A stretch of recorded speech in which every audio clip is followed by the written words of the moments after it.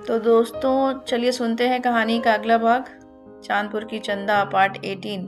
तो देखते हैं चांदपुर में क्या क्या चल रहा है चुनाव में, प्रधानी के चुनाव में। तो चलिए सुनते हैं कहानी।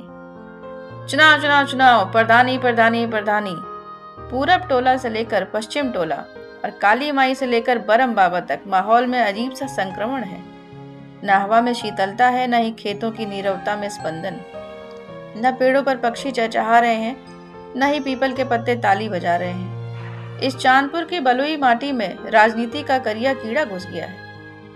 आज 20 दिन में ही बच्चा बच्चा जिंदाबाद मुर्दाबाद बोलने लगा है। जहाँ कभी ट्रैक्टर बस जीप पर एगो चुम्मा दे दे राजा जी और राजा राजा करेजा में समाजा बजता था, वहां अब हमारे कर्मठ जुझारू प्रत्याशी को भारी मतों से विजयी बनाए टाइप पारंपरिक जुमले सुनाई दे रहे हैं। दिन भर रंगीला और रसिया का गाना बजाने वाले प्रशिक्षित बेरोजगार आजकल बाभन इतना, अहिर उतना, कोयरी 20 घर, बनिया 5 घर, नुनिया लोहार 8 घर का हिसाब फेंट रहे हैं। वहीं दूसरी तरफ ताड़ी भांग और सुरती के लिए दूसरों का मुंह देखने वाले निकम्मे भी मतदाता सूची मिला रहे हैं। आज तक सरयू की धारा ने चांदपुर को 2 टुकड़ों में बांटा था, लेकिन इन 520 वोटों और 13 प्रत्याशियों ने चांदपुर को 13 टुकड़ों में बांट दिया है। एकाएक विनम्रता, ईमानदारी, कर्मठ, जुझारू जैसे कुछ शब्दों का इतना जाप हो गया है कि गांव का वो प्रत्याशी जो कभी छेड़खानी के कारण 4 महीना जेल में बिताया है, वो सबका चरित्र प्रमाण पत्र बना रहा है। जिन रास्तों पर शाम 7 बजे वीरानगी छा जाती थी, कुत्ते भौंकते थे, वहां अब टिनटनहिया छाप लौंडे प्रधान प्रत्याशी डब्लू जी का महुआ पीकर बाइक से घुड़दौड़ मचा रहे हैं। हाल यह है कि रात झांझा बाबा की दलान में नोएडा से वोट देने आया राम बिलसवा दारू पीकर हल्ला कर दिया। ए बाबा, जानते हैं गुड़िया की शादी में मारपीट का प्रधानी इलेक्शन से बहुत बड़ा संबंध है, लेकिन अभी हम शिव जी के मंदिर में क्रिया खाए हैं, अभी कुछ नहीं बोलेंगे, एकदम नहीं। जो कहेंगे रिजल्ट के बाद कहेंगे। ये सब सुनते ही रमेशर का बीपी लो हो गई। आनंद पानंद में उनको टांग कर अस्पताल ले जाना पड़ा। तब तक पता चला कि राम बिलसवा पर 3 लोगों ने जोरदार हमला बोल दिया। खबर मिलने तक उसके मुंह पर 3 टांका लगा है। डॉक्टर सुखारी ने कहा, बबुआ राम विलास, चुनाव तक चुप रहो, ज्यादा बोलना खतरे से खाली नहीं है, इसलिए 2 टांका ज्यादा लगा रहा हूँ। इधर गांव के वो सारे लोग जो अभी तक दिल्ली, नोएडा, फरीदाबाद और लुधियाना में नोट छापने का काम कर रहे थे, वो अपना टेंट, शामियाना और कमाई धमाई लेकर गांव में पलायन कर चुके हैं। गांव में आते ही मेहरारू से रोज झगड़ा हो रहा है। कहे थे कि लुधियाना से आएंगे तो झुमका बनवाएंगे, अब तुम्हारा झाड़ू और खटिया निशान हम कान में पहनकर नैहर जाएं। उधर नैहर से कई जिज्जियों की प्यारी सालियों ने चिट्ठी लिखकर पूछा है, ए जीजा, खाली मिस कॉल मारेंगे, ससुरारी नहीं आएंगे। जीजा जी बेचारे क्या करें, सुथनी जैसा मुंह बनाकर मेहरारू साली का ताना सुन रहे हैं और दिन रात अपने अपने प्रत्याशियों के लिए वोट मांग रहे हैं। इधर वोट का हाल ये है कि कहीं भाई ही भाई को वोट नहीं दे रहा है, तो कहीं बाप बेटे को। कहीं 25 साल की रंजिश को बुला करके केशव तिवारी ने सदा मूरत पांडे को अपना समर्थन दे दिया है, तो कहीं सुरेश जीतकर बीडीसी प्रधान न हो जाए इसलिए कमेसर भी ताल ठोक कर मैदान में। ऊपर से चनरमा तो इसलिए शादी जल्दी जल्दी किए हैं कि महिला सीट हो गया तो मेहरारू को खड़ा कर देंगे। आज चनरमा वो मैदान में खड़ी है। गांव में हल्ला है कि ननपू वो का वोट काटने के लिए चनरमा की मेहरारू को मैनेजर साहब ने ही दाम देकर खड़ा करवाया है। इस हल्ले से गांव के आधे देवर लौंडे कंफ्यूज हैं कि ननकू वो भौजी पर मोहर मारे कि चनरमा वो भौजी पर। दोनों भौजाइयां कटीली हैं, जब रोड पर चलती हैं तब तब हम लौंडों के दिल में लहर लेस देता है। सत्य प्रकाश मुंह पर उंगली रखकर डांटता है, भाई बकवास नहीं, एकदम नहीं।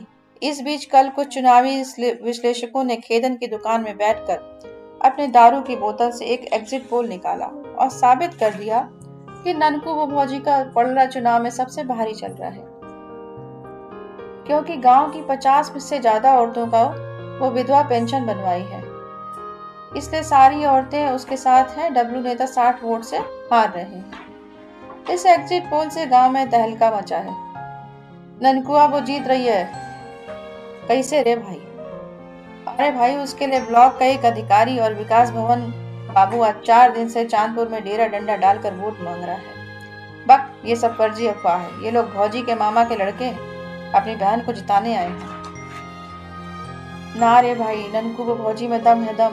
एक बार लिपस्टिक लगाकर मुस्कुरा दे तो विकास भवन के बाबू क्या मैनेजर साहब भी डब्लू नेता की जगह भौजी पर मोहर मार देंगे। रे लिपस्टिक के साथ कान खोलकर सुन, जिस दिन ननकुआ वो जीत गई उस दिन हम चांदपुर छोड़ देंगे। जिस औरत का एक गुट सुखरिया के क्लिनिक में और दूसरा विकास भवन में होता है वो हमारी प्रधान बनेगी। ना ना, वो काहे प्रधान बनेगी? प्रधान तो डब्लू नेता बनेगी और वही अस्पताल का छल भी बनवा देंगे। फिर तुम अपने हाइड्रोसिल और दिमाग दोनों का ऑपरेशन करवा देना। अरे भाई, डब्लू जी अस्पताल बनवा देंगे तो रात को रुपया के साथ सब लोग कहाँ करेंगे? अरे भाई चुप चुप, गंदा बात नहीं कर। हम वादा करते हैं कि हम प्रधान बन गए तो गांव में सबसे पहले इसका ही एक केंद्र बनवाएंगे, संभव तब का, और उसका शिलान्यास सुखारी डॉक्टर करेंगे ननकू बुबौजी के साथ। रे भाई चुप चुप, उस ननकुआ बू का तो नाम नहीं, न एक कप चाय पिलाई, न कभी भरी चुप खिलाई है और जीत रही। इधर डब्लू नेता पुल पर दारू के साथ मुर्गा लिट्टी बनवा रहे हैं और हार रहे हैं, जा रहे चांदपुर। इधर ननकू भौजी का हाल यह है कि उन्होंने इन सब चर्चा, सर्वेक्षण, आरोप, इल्जाम और ताना को नजरअंदाज कर चुनाव प्रचार जारी रखा है। इतने दिन की मेहनत के बाद उनको ये समझ में आ गया कि डब्लू नेता को हराना है तो हर घर की औरतों तक पहुंचना जरूरी है। भौजी ने काम 1 साल पहले ही शुरू किया था, लेकिन अब उस मेहनत को आखिरी मुकाम देने का वक्त आ गया है। मैनेजर साहब ताकतवर क्यों न हो, इस बार मैनेजर साहब को जीतने नहीं देना है।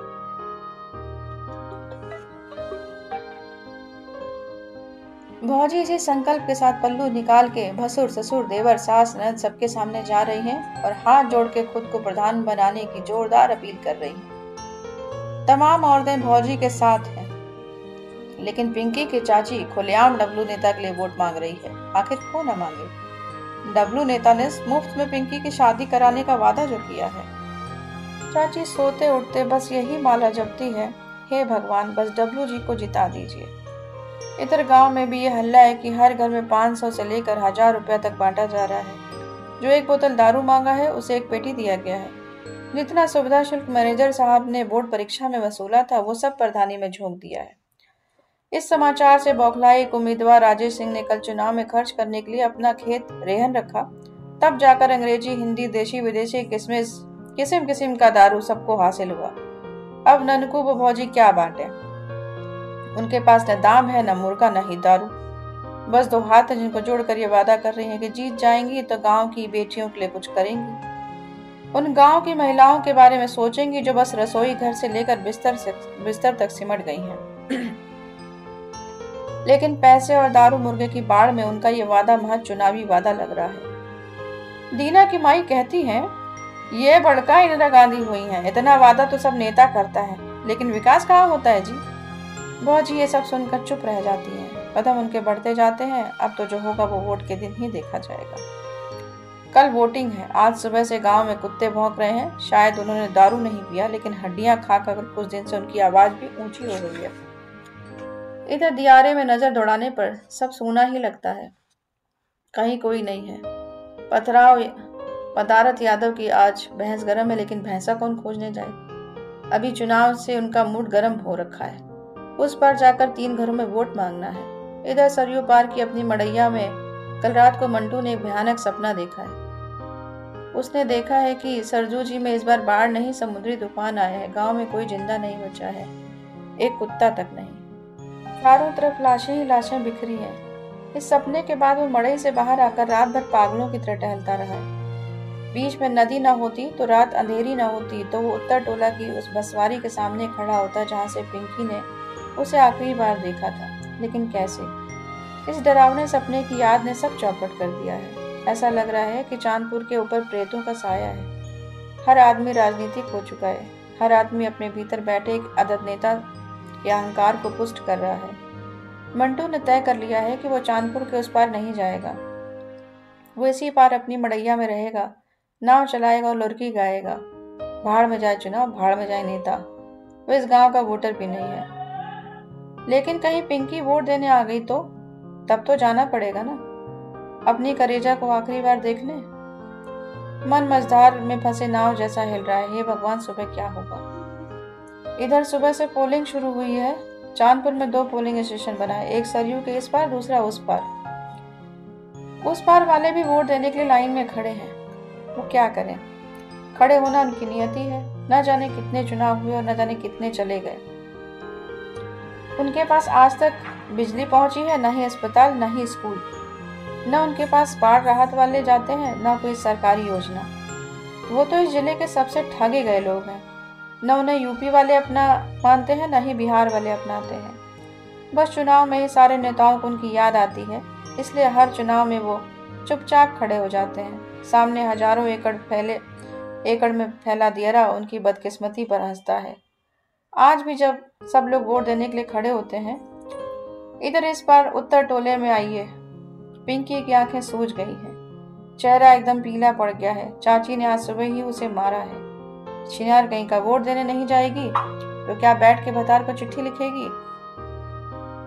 पिंकी आंसू पोंछते हुए वोट देने जा रही है। बड़ी लंबी लाइन लगी है। लाइन में खड़े खड़े उसके हाथ पैर कांप रहे हैं। ऐसा लग रहा है कि इस लोकतांत्रिक व्यवस्था में चुनाव में उसका जीवन किसी तानाशाह के जेल की भांति बंद हो चुका है। आज वो वोट देने नहीं बल्कि अपनी बर्बादी के चुनाव पर मुहर मारने आई है। मनोज भौजी उसको संभाल रही है। बबनी, हम हैं ना, कल भैया को घर भेजेंगे, चिंता मत करना। लेकिन पिंकी के मुंह से जबान ही गायब है। इधर डब्ल्यू नेता 2 पुलिस वालों को चाय पिला रहे हैं। बित्तन उनकी मदद कर रहा है। सुखारी डॉक्टर भी लाइन में खड़े हैं। प्रदीपुआ कह रहा है कि इतना सच संवर कर तो कभी ससुरारी नहीं गए जितना सच संवर कर ननकू को भौजी को वोट देने आए हैं।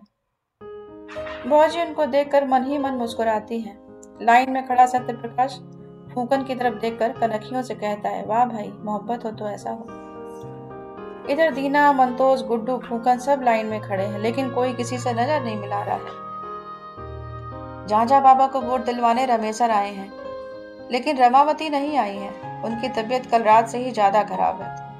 इधर जब बाढ़ आई तभी खेदन ने तय किया कि इस बार वो किसी को वोट नहीं देगा। उसके शपथ और अनुपस्थिति की चर्चा चारों ओर फैल रही है।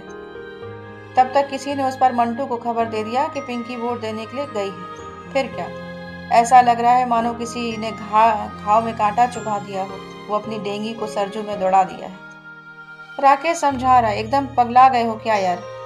डबलुआ तुमको छोड़ेगा नहीं, मत जाओ। लेकिन मंटू क्यों मानेगा? वो डब्लू से डर जाएगा ना, वो अभी जाएगा। थोड़ी देर में मंटू ने घाट पर नाव लगाकर चांदपुर नंबर 1 प्राइमरी स्कूल का रुख कर लिया है। लेकिन ये क्या, घाट पर उतरते ही अचानक हल्ला होने लगा। पता चला बूथ पर मार हो गया। लाठी डंडे की आवाजें गूंजने लगी। मोटरसाइकिल फूंक दिया गया। पीठासीन अधिकारी का कपार फूट गया। मार हो गया रे, मार हो गया, भागो रे भागो। लोग भागने लगे। देखते ही देखते बूथ से धुआं उठने लगा। जो जहां था वहीं छिप गया। मंटू और राकेश उल्टे पैर घाट की तरफ भागे और नाव में सवार होकर उस पार चले गए। जान बची तो लाखों पाए, लेकिन पिंकी की चिंताओं ने उसे बेचैन कर दिया। इधर शाम तक 3 थाने की पुलिस बुला ली गई, तब जाकर मामला कुछ शांत हुआ है। लेकिन ये बवाल कौन करवाया था, इसकी चर्चा अब चांदपुर के कोने कोने में हो रही है। अखबार में खबर है कि चुनाव सकुशल संपन्न हो गया। ये सुनकर खेदन खिसिया उठा। साला, जब अखबार ही कह रहा हो तो आदमी का क्या कहे। आने दो रिजल्ट, तब देखो क्या क्या गुल खिलता है इस चांदपुर में। आखिर 1 हफ्ते की टकटकी और अंतहीन इंतजार के बाद आज वो दिन आ ही गया। गांव में एक चिड़ई चुनमुन नहीं दिख रहे हैं। जिसको देखो वो ब्लॉक पर जा रहा है। अबीर, गुलाल, फूल माला और बैंड बाजे वालों की चांदी है। फूकन का हॉर्न और साउंड बॉक्स, टेंट सब बुक है। फजलू बैंड पार्टी ने छपरा से 1 दर्जन छुरिया लौंडा मंगवाया है और ऐलान किया है, चाहो तो इनको ट्रैक्टर टाली और जोते हुए खेत में नचवा लो। कमर का लोच तनिक सा भी 19-20 नहीं होगा। लोगों में इस चमत्कारी कमर को लेकर उत्सुकता है। इधर सारे प्रत्याशियों के करेजा में दुखी लग रही है। सबको 3 बजे का इंतजार है। मतगणना स्थल के सामने सबने डेरा डंडा डाल दिया है। चाय और बीड़ी सिगरेट की खपत लगातार बढ़ती जा रही है। आखिर लंबे इंतजार के बाद 3 बजे नतीजा आ ही गया। कौन जीता रे, कौन जीता? कुमारी मीना देवी पत्नी ननकू यादव को डब्लू कुमार सिंह ने 60 वोट से हरा दिया है। लीजिए, हुआ हल्ला, अबीर गुलाल उड़ने लगा, मैनेजर साहब को माला से लाद दिया गया। जय हो शिव जी, जय दुर्गा जी, वर्षों की मेहनत आज कामयाब हो गई। स्कूल की मैनेजरी और ठेकेदारी के बाद तो बस इसी प्रधानी की कमी थी। उनके सामने बधाइयों का तांता लगा है, लेकिन ये क्या, ननकू व भौजी को मूर्छा आ रही है। क्या यही दिन देखना बाकी रह गया था? भौजी को अस्पताल ले जाया जा रहा है। 6 महीने का बच्चा पेट में है। ननकू की आंखें नम हो गई हैं। इधर टीएस बांध पर 1 दर्जन ट्रैक्टर, 4 नचनिया, डीजे साउंड के साथ डब्लू नेता का विजय जुलूस निकला है। 1-1 पाव टिकरी और मन भर का समोसा बांटा गया है। कुत्ते और गधे भी समोसा टिकरी खाकर टीएस बांध पर लौट रहे हैं। झांझा बाबा ने खांसते हुए खेदन की दुकान में कहा है, चांदपुर की किस्मत का भगवान ही मालिक है रे खेदन बबुआ, भगवान ही मालिक है। भूतपूर्व ग्राम प्रधान तो बलिया शहर में घर बनवाकर बलिया से गांव की प्रधानी देखता था। ये डब्लुआ भी कुछ दिन में लखनऊ घर बनवा लेगा और प्रधान का तमगा लेकर जिला पंचायत की तैयारी करेगा। यही होता चला आया है और यही होगा। दीना झांझा बाबा को बताता है, ए बाबा, गुड़िया की शादी में मारपीट इसी चुनाव के लिए करवाया गया था। चुन चुन कर दक्षिण टोला के उन लोगों को फंसाया गया था जो ननकू बो के खास वोटर थे। फिर साहित्यवार थाने के दरोगा को घूस देकर इन पर दबाव डलवाया गया कि अगर मैनेजर साहब को आप लोग वोट देने का वादा करोगे तो आप सबको केस से बचा लेंगे। ये सुनकर झांझा बाबा को खांसी आ रही है और चक्कर भी। बाबा हतप्रभ है। पास में रमेशर बैठे हैं, एकदम निस्तेज निरुद्देश। मुंह से आवाज नहीं आ रही है, आंखों ने रोना बंद कर दिया है। लेकिन दिल का क्या करें, दिल रोता है, जार जार रोता है। ये दुनिया कितनी मतलबी है, कितनी धूर्त और कितनी तिकड़मबाज है, उनको आज पता चल रहा है। न जाने क्यों इस चांदपुर से उन्हें नफरत सी हो रही है। मन उखड़ गया है। बस ईश्वर गुड़िया को सही सलामत रखे। झांझा बाबा को दीना खबर दे रहा है, ए बाबा, डब्लुआ ने लड़कियों का सामूहिक विवाह कराने का फैसला किया है। उसी सामूहिक विवाह में पिंकिया की शादी होगी। बाबा का माथा सिकुड़ रहा है। गुड़िया का मासूम चेहरा याद आ रहा है। जिस नेता ने वोट के लिए एक लड़की के विवाह में उसका जीवन बर्बाद कर दिया, वो लड़कियों का सामूहिक विवाह करवा रहा है। वाह रे धरती, कौन कौन सा दिन देखना बाकी है। तुम फट क्यों नहीं जाती? दोस्तों, उम्मीद है आपको कहानी पसंद आ रही होगी, और अगर पसंद आ रही है तो प्लीज लाइक कीजिए, शेयर कीजिए, सब्सक्राइब कीजिए and press the bell icon. Thank you so much. मिलते हैं अगले पार्ट में।